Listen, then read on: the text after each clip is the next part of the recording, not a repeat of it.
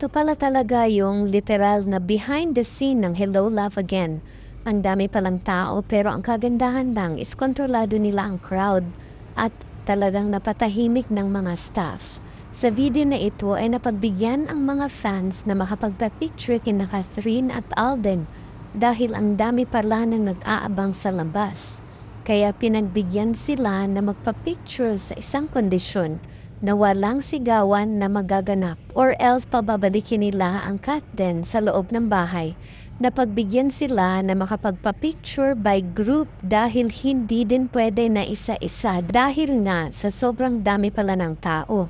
During this time din pala ay sa loob na lang magsushoot ang cat den dahil tapos na ang eksena sa labas. Dami pala talagang Pinoy sa ang sulok man ng mundo. Sa Calgary, Canada ay nasa 75,000 Filipinos ang naninirahan.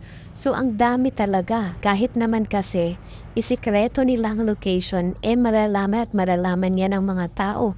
Sa bilis pa naman ng balita ngayon sa social media. Mabuti na lang at disiplinado ang mga tao dito.